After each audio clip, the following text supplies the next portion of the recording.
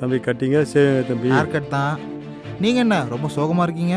என்னப்பா பண்ணுறது, பசங்களை கடன் வாங்கி படிக்க வச்சிட்டேன். இப்போ வேலை இல்லாமல் ரொம்ப கஷ்டப்படுறாங்க. கடனை திருப்பி கட்ட முடியல, சாப்பாடுக்கு ரொம்ப கஷ்டமாக இருக்குதுண்ணா. என்ன பண்ணுறதுன்னு ஒன்று தெரியலப்பா. என்னென்ன சொல்கிறீங்க? ஆமாப்பா. நம்ம ஊர் பையன் சென்னையில் போய் கவர்மெண்ட் ஸ்கீம் மூலயமா வேலை கற்றுக்கிட்டு ஃபாரின்லாம் வேலை செஞ்சுட்டு இருக்கான். என்னப்பா சொல்கிறேன்? அட ஆமாண்ணே. எனக்கு தெரியாதுப்பா. இதோ ஒரு நிமிஷம் இருங்க.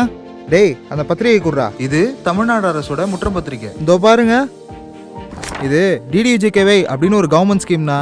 இதன் மூலயமா தங்குறதுக்கு இடமும் கொடுத்து சாப்பாடும் கொடுத்து 3 மாதம் அவங்களே ட்ரைனிங்கும் கொடுத்து உள்நாட்டிலேயும் வெளிநாட்டிலேயும் அவங்களே வேலையும் வாங்கி கொடுத்துட்றாங்கண்ணா. ரொம்ப நல்ல விஷயமா இருக்குதுப்பா. நம்ம சங்கரா பையன் சிங்கப்பூரில் ஒர்க் பண்ணுறானா? ஆமாண்ணா, அவனை பற்றி யூடியூப்ல கூட வந்திருக்கு பாருங்களேன். அப்படியாப்பா? இதோ பாருங்க.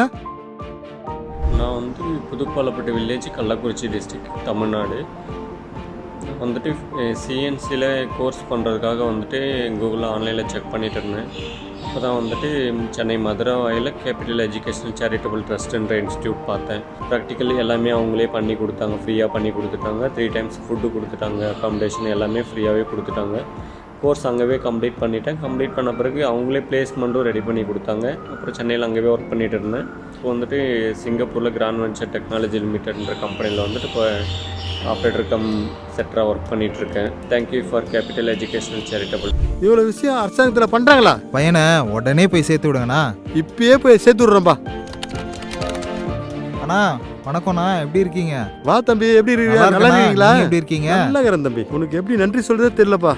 என் பையனை நீ சொன்ன இடத்துல சேர்த்து கோர்ஸ் முடிச்சுட்டு நல்ல வேலையில் இருக்கிறான்பா. அதுக்கு நீங்கள் தான் காரணம். இன்னும் குண்டீஸ்னா இன்னும் கொஞ்ச நாளில் வெளிநாட்டுக்கு அனுப்புறது சொல்கிறாங்கப்பா. ஓ அப்படிங்களா? ரொம்ப நன்றி தம்பி. எனக்கு நீங்க ஒன்றும் நன்றி சொல்ல வேணாண்ணா. இந்த மாதிரி லட்சக்கணக்கான பேருக்கு ட்ரைனிங்கும் கொடுத்து வேலையும் வாங்கி கொடுத்துட்டு இருக்காங்கண்ணா. நீங்க எங்களுக்கு செய்ய வேண்டிய கைமாறு என்னன்னா, உங்களுக்கு தெரிஞ்ச ஒரு 4 பேருக்கு இதை பத்தி ஷேர் பண்ணுங்க.